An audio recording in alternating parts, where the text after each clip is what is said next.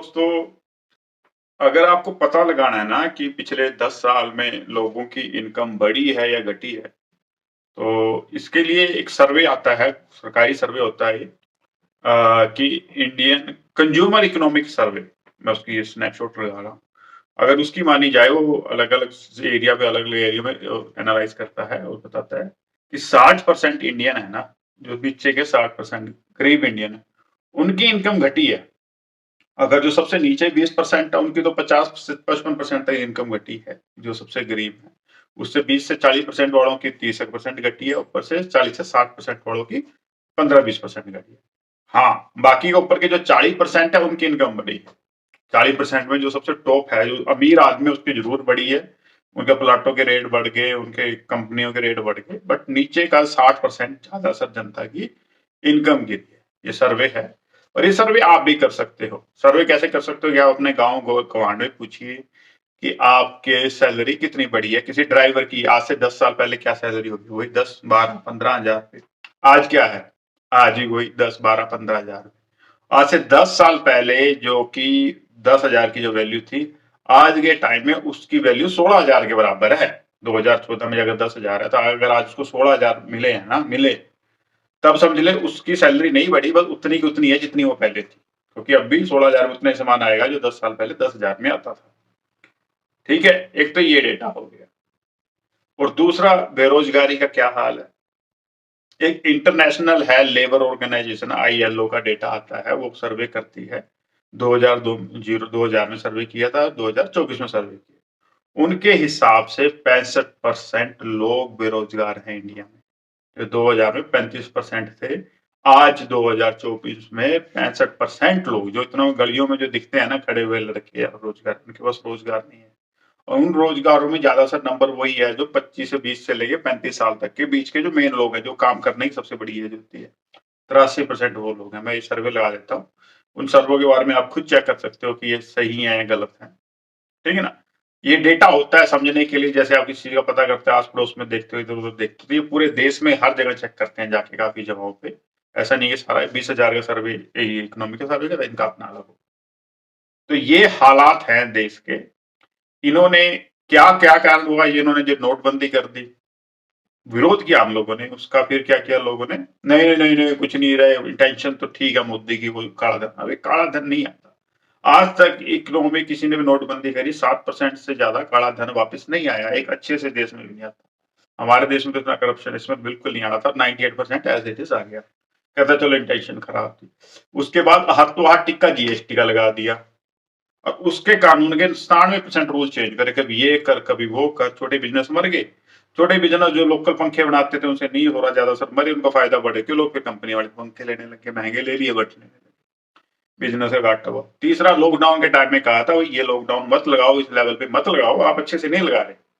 नहीं जी नहीं, ठीक है, पहले तो लट पे लट बरसा दिया, फिर वो कुंभ का मेला आया, फिर उसमें सारे खोल दिए। दूसरी वेव कितनी खतरनाक आई, कितने लोग मरे, 45 लाख लोग मरे हैं कोरोना में। सरकार ने तो 3 लाख दिखाया है। कोरोना में मरा उसका भिखारी दिल के दौरे से मरा, ऐसे मरा, वैसे मरा।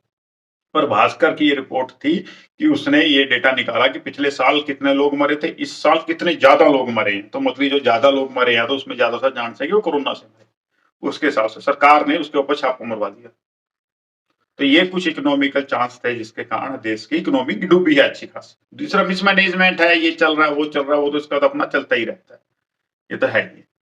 तो ये इकोनॉमी का हाल है। और उसके साथ एक ये स्कूल है। इन्होंने 50 हजार, 2019-20 की रिपोर्ट आई, उसमें 50 हजार से 51 हजार, सॉरी 51 हजार स्कूल बंद कराए हैं, सरकारी स्कूल। एक साल के अंदर 5% स्कूल बंद करा दिए, तो हर साल का क्या चलता है। सरकारी स्कूल बंद करा रहा है। तो अभी ये दो इंडिया बना रहा है, एक गरीब इंडिया, एक अमीर इंडिया। अमीर इंडिया जो ऊपर के 10% अमीर लोग हैं, उनके लिए अच्छी अच्छी सड़कें बन रही हैं, अच्छे अच्छे रेलें चल रही हैं। गरीब तो जा नहीं सकता वंदे भारत में, उनके लिए अच्छे अच्छे स्कूल है प्राइवेट, अच्छे अच्छे एयरपोर्ट बन रहे हैं। एक गरीब इंडिया है जो 10 हजार की या 12 हजार की नौकरी करेगा, उनकी अमीरों की फैक्ट्री में काम करेगा, उनके घरों में पोछा मारेगा, उनके लिए अनाज जो आएगा रोज सिर्फ उसको खाने के लिए 5 किलो राशन मिलता रहेगा। क्योंकि मरा हुआ मजदूर किसी का काम नहीं हुआ। 90% इंडिया है वो उनका गुलाम है, ऊपर के 10% अमीरों का। इनको लेबर गुलाम कहा जाता है। इनको कहता है वेज वेज स्लेव। तनख्वाही स्लेव है। इनको लगेगा हम आजाद हैं, हम पैसे कमा रहे हैं, पर मिल इतने रहे हैं जिससे उनको पेट भरता है। तो ये दो तरह का इकोनॉमिक मॉडल होता है, पुअर इंडिया, एक रिच इंडिया। ये उन्होंने बनाया है। रिच इंडिया 10% भी इतनी आबादी हो जाती है जितनी पूरी अमेरिका की है। वो कारें भी खरीदेगा, वो ट्रिप पे भी जाएगा, वो दुनिया दिखाता रहेगा, चलता रहेगा, और गरीब इंडिया अपना धक्के खाता रहेगा, उनकी फैक्ट्री में फ्री में काम करके उनको और अमीर बनाता है। ये मॉडल इस देश में बन चुका है। आप अगर इस सिचुएशन को नहीं समझते, जो यूपी बिहार का हाल हुआ है ना एक टाइम पे, उन्होंने अपनी इकोनॉमी को नहीं समझा, वहां के पढ़े लिखे धर्म की और जाति की राजनीति में हमेशा फंसे रहे। आज उनका ये हाल है, हमारा भी इसी कारण यही हाल है, पूरे इंडिया का यही हाल है। पर कुछ लोगों ने इस सिचुएशन को संभाला था तो ठीक करी, पर ये हाल पूरे देश में होता जा रहा है दोबारा से। वही यूपी की पॉलिटिक्स भारी होती जा रही है क्योंकि उनकी सीटें ज्यादा है। वही मेंटेलिटी और वही बीमारी पूरे देश में फैल चुकी है, और अच्छे लेवल पे फैल चुकी है। जो पढ़े लिखे लोग हैं उनको तो दिखता है, समझ आता है। किसी भी पढ़े लिखे लोग से अगर आप बात करोगे, जो ये सर्वे देखता है, जो इकोनॉमी को समझता है, वो आपको यही जवाब देगा। किसी अनपढ़ मूर्ख से बात करोगे जो टीवी देखता है, सिर्फ व्हाट्सएप रीड करता है, उनको इन चीजों का नहीं समझेगा, क्योंकि उनके अंदर जो इनसिक्योरिटी है, जो डर है, जो धर्म, बाबा उन्हें कब तक मूर्ख बनाया। कितनी बार आपने देखा होगा, ये बाबा आते हैं लूट के ले जाते हैं। उनके पास तो एक तो भगवान बाबा वाला दम है, और दूसरा देशभक्ति का झंडा चढ़ाए रखा है। तो ये दो लूट के अच्छे तरीके होते हैं बड़ी बिजनेस क्लास के पास, ताकि वो जनता को लगे भी ना, और उनके बच्चे शहीद भी होते रहे उस आर्मी जा जाके। प्रोटेक्शन किसकी कर रहे हो, किसके पैसे? अगर चाइना लूटता तो किसका लूटेगा? गरीबों के पास तो है ही कुछ नहीं। 1% लोग देश का, 70%, 10% ऊपर के लोग हैं, वो 70% वेल्थ उन्हीं के पास है, अमीरों के पास ना। तो वो तो सारा उनका है। अगर चाइना आएगा तो लूटे, तो उनका लूटे। गरीब का क्या, एक अच्छा पुराना सा क्या लूटेगा? तो जो भी देगा ना, तो वही गरीबों के बच्चे उन्हीं की वेल्थ की प्रोटेक्शन कर रहे हैं, उन्हीं का काम चल रहा है। आपको सिर्फ देशभक्ति के नाम पे, धर्म के नाम पे मूर्ख बनाया जा रहा है। ये पुरानी गेम में है, आज से इन सदियों से खेली जा रही है। पर ये जो बेचारे अनपढ़ हैं, जिनके स्कूल बंद करके और भी मूर्ख बनाया जाएगा, जिनको नहीं समझ आता, उनको ऐसे ही करते जाएगा। एक लूट है, सदा से चलती आई, कैपिटलिस्ट क्लास की है। आप इसमें मूर्ख ना बनो। बिहार, यूपी बिहार बना था तो आज दर दर की रोटी खाने के लिए उसको एक एक कमरे में 10-10 पड़े हैं बेचारे। अपने देश में ही लेबर के लिए तो उधर कोई इज्जत नहीं होती है। पूरे देश में, दुनिया में इंडिया की भी औकात थोड़ा सा बढ़िया है, इसलिए बचा के रखो इसको। समझदार बनो, मेरी बात को सच ना मानो। जो जो मैं स्नैपशॉट डाल रहा हूँ, सर्वे बढ़ाओ, खुद देखो कि वो सही है कि नहीं। अगर आपकी इनकम बड़ी है, सबसे बड़ा तरीका होता है कि अगर आप सिंपल हो, आपको नहीं समझ आ रहा कि आप पॉलिटिक्स होती है क्या नहीं हो रही, तो उसके लिए सबसे बढ़िया तरीका क्या होता है कि आप देखो कि आपकी सैलरी बड़ी है कि नहीं बड़ी। आपके थाली में पहले 2 रोटी थी, अब 3 रोटी हुई है कि नहीं है, मतलब कि थोड़ा सा फायदा हुआ है कि नहीं हुआ। सर, अगर सरकार के आने के 3 साल के अंदर अगर आपका इनकम या आपकी सहूलियत नहीं बढ़ती, ठीक है ना, महंगाई लगा के 6% के हिसाब से अगर बढ़ रही है, फिर तो समझ ले आपकी नहीं बढ़ रही। 7-8% के हिसाब से बढ़ रही, 6% तो महंगाई दर होती है। अगर पिछले साल 100 कमाते, इस बार आप 110 रुपए कमा रहे हो ना, मतलब 106 रुपए तो 100 के बराबर होंगे अगले साल। 4 रुपए फालतू कमा रहे हो, तो समझ ले सरकार ने अच्छा काम किया, और आपको उसको वोट डालना है दोबारा से। मैं नहीं कह रहा बीजेपी कांग्रेस।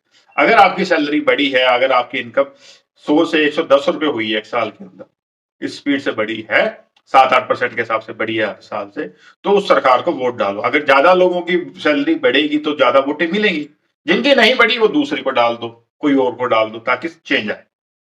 तो मैं कह रहा हूं इंडिया के लोगों से कि अगर आपकी सैलरी बढ़ी है तो वोट डालो, अगर नहीं बढ़ी है तो मत डालो। ये धर्म, देशभक्ति, राजनीति, इनके चक्कर में अगर आपको नहीं समझ आता तो समझने की कोशिश ना करो। ये सिंपल फॉर्मूला है, ये आपको भी समझ में आ जाएगा। वरना इनके चक्कर में ना पड़ो। सैलरी बढ़ी है तो बढ़ो। तो यही इतनी बात समझाना चाह रहा था मैं। अगर आपको समझ आई है तो जरूर इसको लाइक करें, शेयर करें और आगे बढ़ाएं। वाहेगुरु जी का खालसा, वाहेगुरु जी की फतेह।